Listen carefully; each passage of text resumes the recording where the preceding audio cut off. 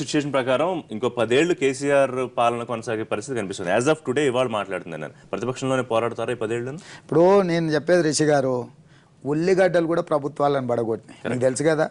So ఉల్లిగడ్డనే ప్రభుత్వాన్ని పడగొట్టినప్పుడు చంద్రశేఖరరావు గారు పదిలంగా ఉంటారు, బలంగా ఉంటారు అనే అపోహలు మనకు అక్కర్లేదు. రెండవది, చంద్రశేఖరరావు గారికి సూసైడల్ టెండెన్సీ. 2001 నుంచి పార్టీ పెట్టిన 2014 వరకు చూడండి, నిశ్చలంగా ప్రశాంతంగా ఉన్నప్పుడు ఎప్పుడు ఆయన ప్రశాంతంగా ఉండడు. ఆయన హిమాలయాలు అంత పైకి పోతాడు, ఆ నుంచి దూకి కాళ్ళు చేతులు ఎరగొట్టుకొని మళ్ళీ కట్టుకట్టుకొని మళ్ళీ ఎక్కాలని ప్రయత్నం చేస్తాడు. అందుకే చెప్తున్నా, ఈ రోజు పాజిటివ్గా కనిపిస్తుంది కదా. మీరు చూడండి, 2019 వరకు కూడా ప్రభుత్వాన్ని ఉంచాడు, అర్ధాంతరంగా రద్దు చేసుకుంటాడు, ప్రజల దగ్గరకు వస్తాడు, తిరస్కరణకు గురవుతాడు, జరగాల్సింది స్టేట్మెంట్ అనిపించట్లేదు మీరు చెప్పేది. అంటే ఇప్పుడు నేనేమంటున్నా అంటే, ఒక మనిషి గురించి మీకు దగ్గరగా లోతుగా విశ్లేషించినప్పుడు ఆ మనిషి మనస్తత్వం మీకు అర్థమవుద్ది. చంద్రశేఖరరావు గారు 2001లో పార్టీ పెట్టినప్పటి నుంచి 2004లో ఇటు రాష్ట్రంలో అటు కేంద్రంలో మంత్రివర్గంలో చేరినప్పటి నుంచి ఎన్నిసార్లు రాజీనామాలు చేసినా, ఎన్నిసార్లు ఎన్నికలకు పోయింది, ఎన్నిసార్లు మంత్రివర్గాలకు రాజీనామాలు చేసినా, ఎన్నిసార్లు ప్రభుత్వం వచ్చిన తర్వాత పరిస్థితి గతంలో ఉందా? మార్పు ఏం కనిపించట్లేదా? ఏముంది మార్పు?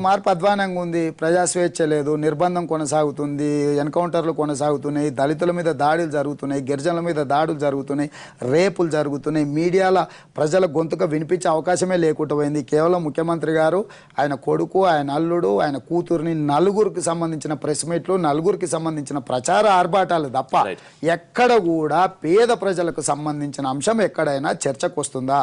కానీ ఎల్లకాలం కొనసాగదు. నలుగురు టార్గెట్ చేశారు, బాగానే ఉంది. కానీ మీ అధినేత ఆయన ఇద్దరు బాగానే ఉన్నారు, విమర్శలు మానేశారు.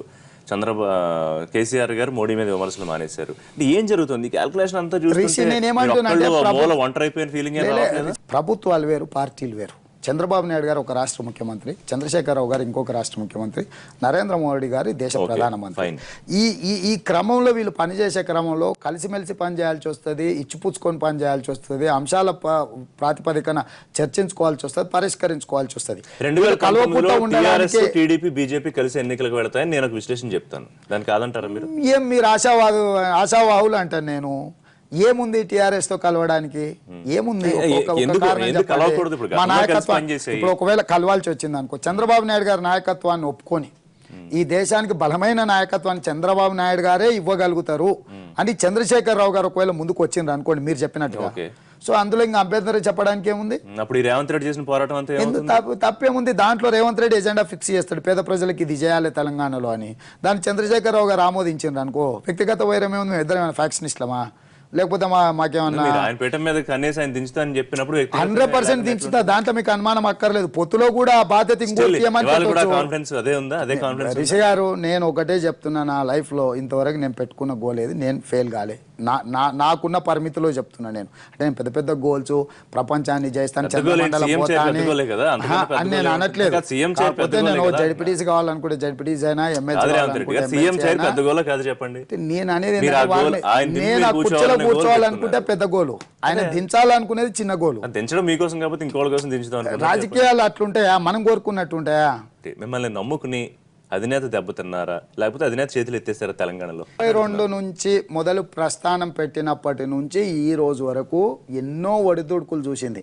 నాదెండ్ల భాస్కరరావు గారు తిరుగుబాటు చూసింది, పివి నరసింహారావు గారు చీల్చింది చూసిండ్రు, ఇందిరాగాంధీ గారు చీల్చింది చూసిండ్రు, రాజశేఖర రెడ్డి గారి పార్టీని చీల్చింది చూసిండ్రు, జగన్మోహన్ రెడ్డి గారి పార్టీని చీల్చింది చూసిండ్రు. ఈరోజు చంద్రశేఖరరావు గారు, తారక రామారావు గారు చీల్చడాన్ని కూడా మనం చూస్తున్నాం. కానీ చీల్చినప్పుడల్లా పార్టీ మళ్ళీ బలోపేతమైన తప్ప బలహీన పడలేదు. ఈ రోజు ఏదైతే మీరు చూస్తున్నారో ఇది తాత్కాలికమే. ఈ సమయం పడుతుంది, 1 సంవత్సరం పట్టవచ్చు, 2 ఏళ్ళు పట్టవచ్చు. ఇప్పుడు వ్యామోహం అనేది ఎక్కువ కాలం ఉండదు.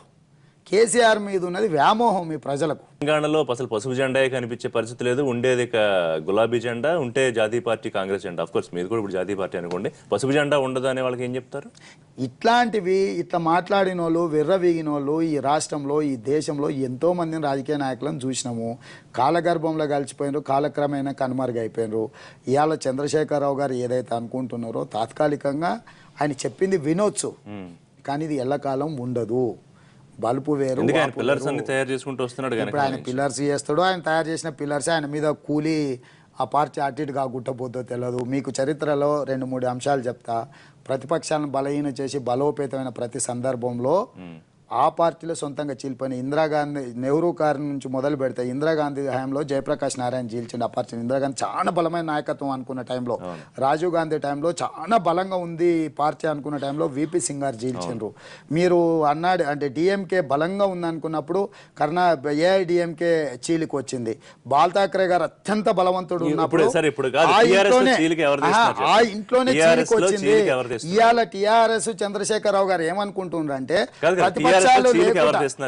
ప్రతిపక్షాలు లేకుంటే చేస్తే తను బలంగా ఉంటా అని ఆయన అనుకుంటున్నారు. రేవంత్ రెడ్డి గారు టిఆర్ఎస్ లో చీలిక ఎవరి ద్వారా రాబోతోంది? చంద్రశేఖరరావు గారు ఉన్న 3 పిల్లర్లలో ఒక పిల్లర్ ను డిసైడ్ చేస్తాడు, ఎవరో ఒకరిని వారసు డిసైడ్ చేసాడు అనుకుందాం. మిగతా 2 ఖాళీ కూర్చోవు. మిగతా రెండిట్లల్లా చీలిక అనివార్యం. చంద్రశేఖరరావు గారు బలమైన నాయకుడుగా కనిపించే ప్రయత్నం చేస్తుండు. ఈ బలమైన నాయకత్వంలో వరంగల్లో మొన్న జరిగిన మున్సిపల్ ఎన్నికలలో మీరు చూడండి, 30 మందిని మా పార్టీల కాంగ్రెస్ నుంచి తీసుకొని టికెట్లు ఇచ్చిండ్రు. 26 మంది వాళ్ళ పార్టీలో నేను తప్పు పడతలేను, తీసుకుని ఎవరైనా పార్టీ మారడం అనేది వాళ్ళ హక్కు. కానీ 30 మంది ఇతర పార్టీల నుంచి తీసుకొని టికెట్లు ఇచ్చి 26 మంది సొంత పార్టీలు రెబల్స్ గా పోటీ చేశారు. అంటే చంద్రశేఖరరావు గారి నాయకత్వాన్ని ప్రశ్నించడం వరంగల్ నుంచి మొదలైంది. ఇది పార్టీ రెబల్స్ కార్పొరేటర్ పదవుల కోణంలో మీరు చూడాల్సిన పని లేదు. అంటే చంద్రశేఖరరావు గారి నిర్ణయాన్ని తప్పు, నీ నిర్ణయానికి వ్యతిరేకంగా మేము పోరాటం చేస్తున్నాం అని ఇవాళ 26 మంది కార్పొరేటర్లు ఇండిపెండెంట్ గా పోటీ చేశారు. 35 మంది నా పార్టీ సస్పెండ్ చేసింది. అంటే పాము తన పిల్లల్ని తనే తిన్నట్టుగా ఈరోజు చంద్రశేఖరరావు గారు 14 సంవత్సరాల నుంచి ఉద్యమాలు చేసిన వాళ్ళను పక్క పార్టీల నుంచి ముందు రోజే వచ్చి చేర్చుకున్న వాళ్ళకి టికెట్లు ఇస్తే ప్రశ్నిస్తే ఆ పార్టీలో నుంచి బయటికి నెట్టిండు. వాళ్ళు ఖాళీగా కూర్చోరు. చంద్రశేఖరరావు గారి పతనం అనేది వరంగల్లోనే నిలబడ్డాడు, వరంగల్లోనే పడిపో